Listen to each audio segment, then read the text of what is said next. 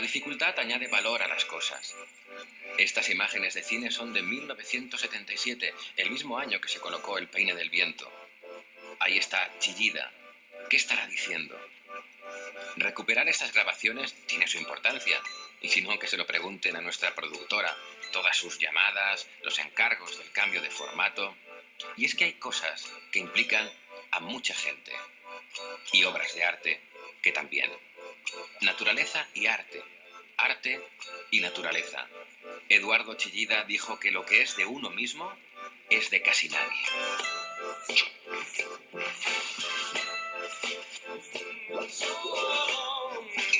Las obras se tocan, se ven, pero en el arte siempre hay una mitad invisible que explica muchos porqués.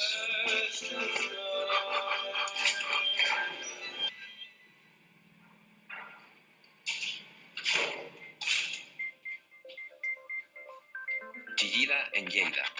58 obras realizadas entre 1980 y 2000. Alabastros, dibujos, tierras y proyectos públicos. Me gusta tocar, buscar, sentir, acercarme a las obras de arte. Y en las de Chillida, por fortuna, se puede. Él también lo hacía. Muchas de sus obras se exponen en espacios públicos, pero no como este, sino al aire libre, al alcance de todos.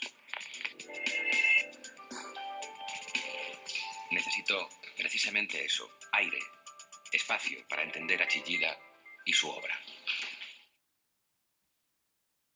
Hola amigos y amigas. Soy Eduardo Chillida. Estoy aquí para que conozcáis cosas de mi vida. Nací en San Sebastián, Donostia, el 10 de enero de 1924.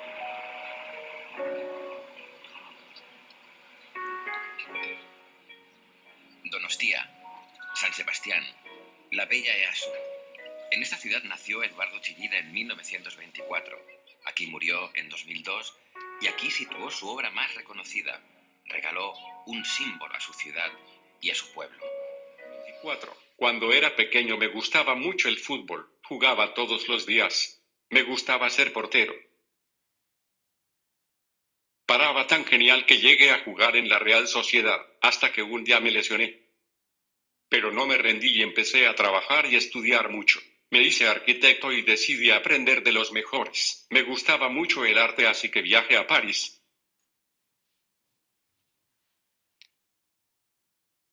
Me encantaba pasear con mi mujer por París, aunque me gustaba mucho más ir al Museo Louvre a ver las obras de arte, pero cada día estaba más triste. Echaba de menos San Sebastián, las olas, pasear por sus playas, ver sus acantilados.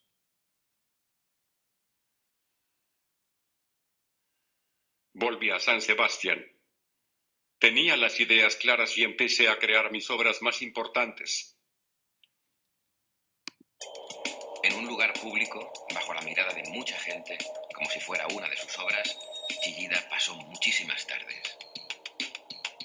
Algunos críticos han solido indicar que la mejor explicación que podría darse o interpretación a la obra de Chillida reside precisamente en sus años de juventud, cuando él es portero de la Real Sociedad y trata de alguna manera de tapar los huecos que hay en la portería, y tratando también de jugar con el espacio y con el tiempo. Esa obra, de alguna manera, puede explicar también esos vacíos, esos huecos, esas insinuaciones, esas líneas, esas protuberancias que tiene su obra en distintos momentos de su producción. Intento entender cómo le influyó una portería y cómo le influyeron otras cosas. En la escultura abstracta de Chillida hay muchísimas influencias. Su padre, los clásicos, Miguel Ángel, el Partenón, el pueblo vasco, el hierro, la luz cantábrica, los románticos alemanes y el catolicismo. Empecé a hacer esculturas. Me encantaba tallar en granito y sobre todo usé mucho el hierro. Empecé a hacerme famoso. A la gente le gustaban las esculturas que hacía. En San Sebastián me quisieron dar un homenaje, un premio. Yo pensé que el mejor premio sería poder hacer algo para la ciudad. a la vista de que estaba poco reconocido, sobre todo en España y sobre todo en su pueblo, que era aquí, él empezó a proponer que en vez del homenaje se lo que hiciese una cosa que valiese para siempre. El proyecto de Chillida de hacer el peine del viento era una cosa muy antigua, una cosa que había que llevar al ayuntamiento. El ayuntamiento la tenía que captar, la tenía que digerir y la tenía que promover, cosa que se hizo pero con mucho tiempo. Pasaron 9 años desde que se creó la comisión hasta que se colocó el peine, y fueron años bastante complicados.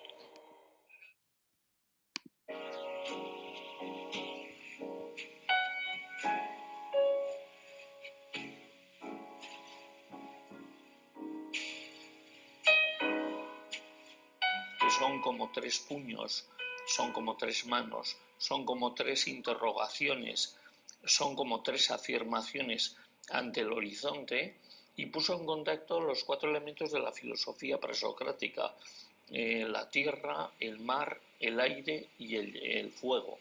Y él muchas veces solía decir: lo importante no es mi obra, lo importante es que el hombre del siglo XX, que ha perdido contacto con la naturaleza, tome contacto con la misma.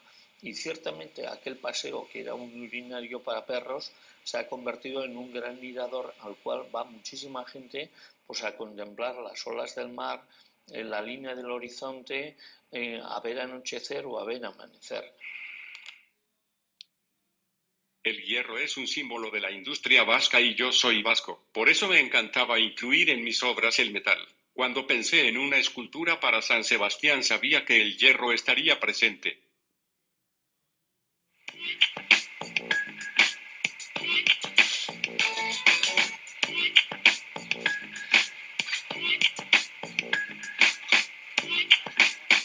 Eduardo iba a las chatarrerías en busca de ese hierro budelado con el que se hacían las verjas o los aperos de labranza, y las primeras obras de Chillida están hechas con restos de piezas de labranza, de instrumentos de trabajar el campo o de balcones. Cosme de Barañano, experto en la obra de Chillida, me cuenta que los primeros peines se hicieron con chatarra. Existen 23 y el que todos conocemos es el número 15. Bueno, hay una serie de etapas, ¿no? El primer peine, que es, digamos, el más rectilíneo, es de 1952, como decía. Es una estructura orgánica de líneas rectas de planos elementales de hierro, planos orientados como un mero filtro direccional, ¿no? Después hay un peine del viento 2, que es del año 1959. Lo que va cambiando es que va cambiando también su, digamos, trazo, ¿no? O sea, los peines de alguna manera reflejan también los cambios en el pensamiento plástico, en la forma de hacer escultura del propio Chillida, pero la idea base es la misma. Cuando pensé en el peine del viento, pensé en algo grande. Esas esculturas no las podía hacer solo, necesitaba ayuda. La ayuda de otros compañeros fue muy importante. Y alguna cosa que Eduardo ya le estaba tirando, y cuando empezó de escultor ya empezó a hacer, por ejemplo, hacer ya maquetas.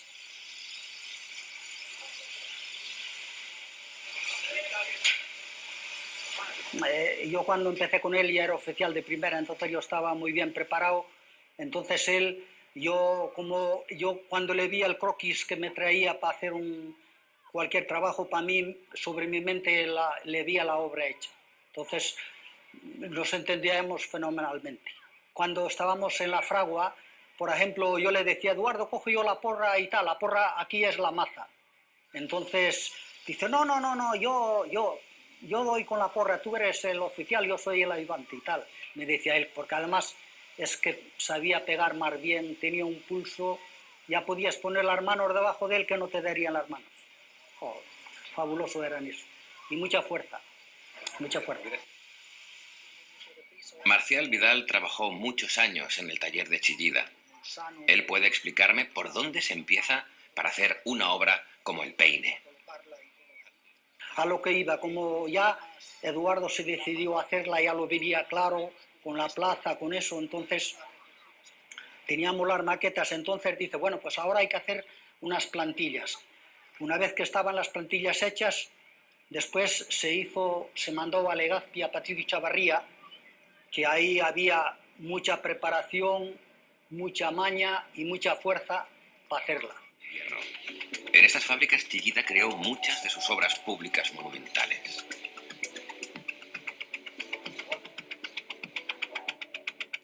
Quiero saber cómo lo hacían y ahora es posible.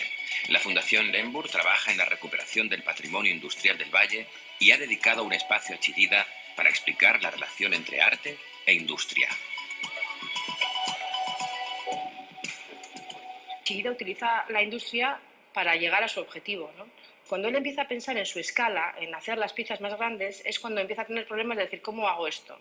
Entonces, ellos, bueno, pues tenían relación con la familia Patricio Echeverría, que eran y son los dueños de la fábrica de Legazpi, que hacían hierro, y entonces va con la propuesta de hacer esas piezas, en concreto el peine del viento, esa pieza enorme. Entonces, en la fábrica, pues empiezan a pensar pues, que puede ser el acero reco, le llaman reco a un acero resistente a la corrosión, bueno, que tiene unas características pues, que puede aguantar bien el estar al lado del mar y bueno, es muy manejable, digamos, ¿no?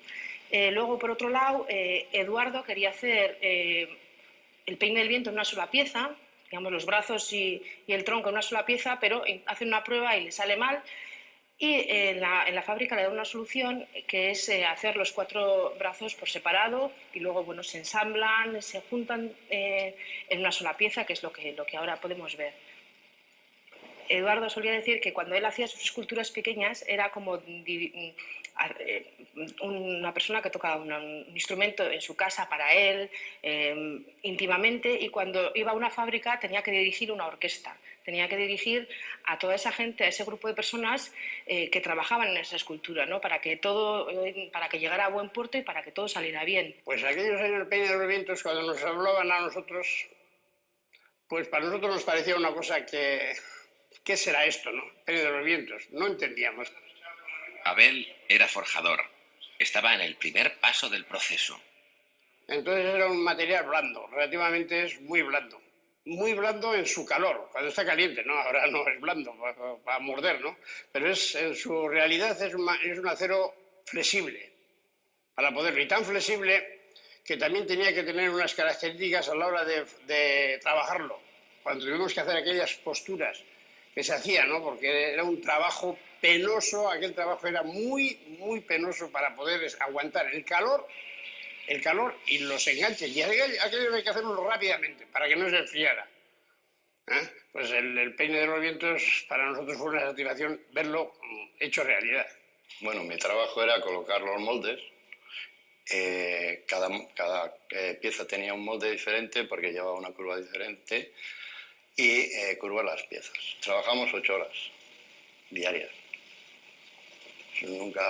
Siempre se preparaba de forma de que la pieza se curvaría o a la mañana o a la tarde, cuando estaría él. Él venía siempre para curvar las piezas y yo lo único que hacía cambiar el molde mientras él no estaba. David reconoce que en aquella época trabajaban con muy poca seguridad. De la mecanización se encargaba José María, el rubio de Bríncola, lo llamaba Eduardo. Sí, bueno, sí, si él pensaba unirlo de una manera, pues nosotros decíamos, no, pues mire, si lo hacemos así va a quedar más robusto, va a quedar la unión mejor. Y bueno, él nunca discutió eso, él dijo, vale, como vosotros sois los que vais a hacer, como vosotros queréis. Y bueno, sí, yo creo que lo tenías que vivir un poco, para hacerlo con un poco de gusto, vamos. José María y otros muchos hicieron un trabajo que salió de este valle para encontrar su verdadera forma, anclado en la tierra, expuesto al aire y al agua. En Legazpi me despido del cuarto elemento, el de la creación, el más invisible de esta obra. También necesité ayuda para colocar las esculturas. Como sabéis, las esculturas eran muy grandes y al ser de metal muy pesado. Mucha gente me ayudó y la tarea no fue fácil. La idea primordial que era que las esculturas estén ahí como si hubiesen estado siempre, el borrar todo vestigio de la intervención humana, como hicimos. O sea que desde el principio todo eso era básico antes de empezar. El ingeniero José María Elósegui y su equipo tuvieron que calcular desde cómo no romper las rocas hasta la forma de la colocación. La idea propiamente de dónde, sobre todo de las dos primeras, él es el mismo el que la hace. Es decir, que la primera escultura va en donde había pensado colocarla desde el principio. La segunda se une al estrato geológico ese, lo que hace que varíen las posiciones de la escultura, y en vez de ser una escultura como un árbol, pues como siempre había dicho, pasa a ser una escultura que sale de la roca y se abraza, por decirlo de alguna manera, con la segunda escultura, la escultura del otro lado. Esas son las dos primeras esculturas. Y la tercera no venía tan definida, incluso nosotros mismos estuvimos buscando el sitio, me acuerdo con uno de mis hijos, y al final elegimos, como me acuerdo, un sitio en el cual la escultura queda en el límite del infinito, el límite del horizonte, que era una de las ideas que tenía Chillida y muy importantes un poco en su proceso. Había quien no entendía exactamente lo que estaba haciendo, pero lo que sí yo creo que estaban todos imbuidos en la idea de lo que estaban haciendo era algo importante, porque verdaderamente el mover esas masas y llevar a esos sitios y así no se hacen porque sí. Hay que tener en cuenta pues que el conjunto está situado uno de ellos a 78 metros de la costa, sobre una roca.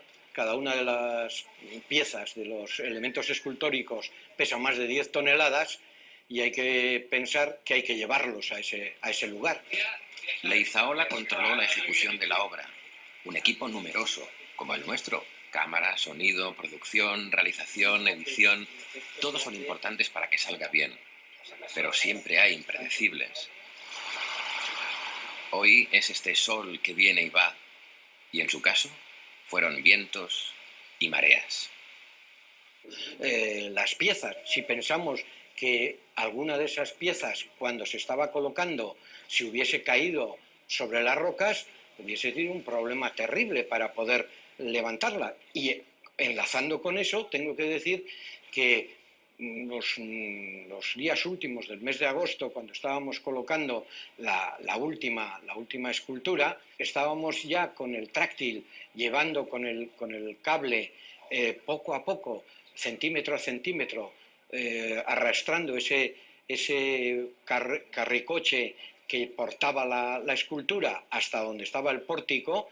Pues hubo un golpe de mar que produjo una pequeña vibración sobre los pilares de la estructura tubular, y vibró aquello un poco y se movió un poquitín el carro. No pasó nada, pero... Muchos me han preguntado qué quería hacer con el peine del viento. Yo siempre digo, mis esculturas no buscan respuestas, buscan vuestras preguntas. Brevemente, Eduardo Chillida, ¿puedes explicarnos la idea del peine del viento? Pues la idea, ¿cómo te diría? Para resumirla en pocas palabras, es en cierto modo, tal como está colocada la escultura, queda justo en el límite de la ciudad. Donde termina la ciudad empieza la escultura. Es decir, es una idea es una afirmación delante del horizonte, es una afirmación de lo que nosotros somos, en cierto modo. Entiendes quizás lo que le ha motivado a trabajar, lo que ha buscado, pero su obra está mucho más basada en las preguntas, en trabajar en el mundo de lo desconocido. Para mi padre el arte era algo en lo cual trabajabas en el mundo de lo desconocido. Lo que ya sabías hacer ya estaba hecho, no tenía sentido volver a hacerlo. Yo puedo entender, lo que sí entiendo muy bien es lo que a él le movió a trabajar, cuáles fueron sus impulsos, qué trató de hacer, el respeto a los materiales, el respeto a la naturaleza, a las otras personas, a la libertad, una serie de conceptos, pero luego entender una obra exactamente, pues le puedo buscar un significado, pero yo creo que también a él le gustaba mucho que cada uno buscásemos un significado y que fuésemos tan libres como él de encontrar nuestro propio significado. Explicar el arte El arte se disfruta, no se explica. Atardecer o un temporal, ¿no? Los temporales de olas eran una de las cosas que, en cuanto había un temporal de olas, nos poníamos todos las gabardinas, las botas y nos íbamos corriendo al Peine a mojarnos con las olas, a ver cómo saltaban, a ver la mar. Solía ir mucho, lo que pasa que también cada vez le daba un poco, aquí en euskera se dice lacha es como un poco de vergüenza, y bajaba a las horas a las que no había demasiada gente. Él solía decir que la ciudad de San Sebastián había ganado el Peine y él había perdido su lugar favorito de San Sebastián.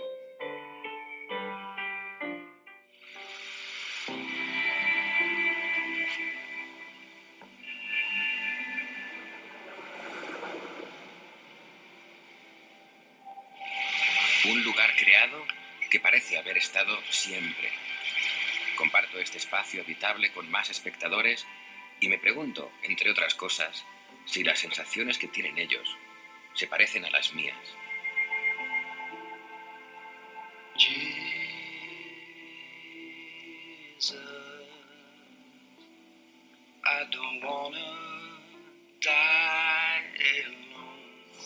Siento el viento, peinado o no, el olor de acero y sal. Siento el orgullo de los que participaron. Siento la mitad invisible. Siento que es arte, arte para muchos.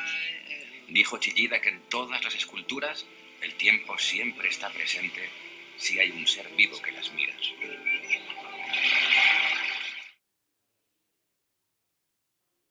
El arte está unido al aire y al espacio, al viento y al temporal. Esa fue mi idea y ese es mi legado.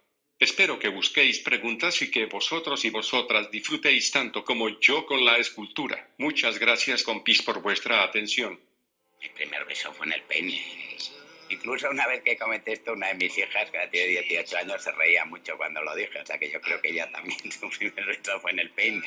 Un sitio emocionante, es un encuentro. Él hablaba del Temenos, ¿no? De un lugar mágico que existe y realmente es algo que sí que se ha creado. Pero sí, me gusta. Y como estuve yo trabajando más, una alegría de haberlo hecho y haberlo hecho y salió aquello todo tan bien y bueno. Me siento, en mi vida yo pienso que más realizado que en todos los trabajos que he hecho, porque ese trabajo, tú dices, este trabajo he podido hacerlo. Y es el único agradecimiento que tenemos de haber pasado unos años ahí que dices, mira, queda algo de lo que has hecho en tu vida, ¿no? Porque el otro se ha llevado y no lo ha vuelto a ver. Entonces, este trabajo de ese ahí queda y mientras vivamos, a los nietos y a los que vienen por detrás les diremos que ahí está.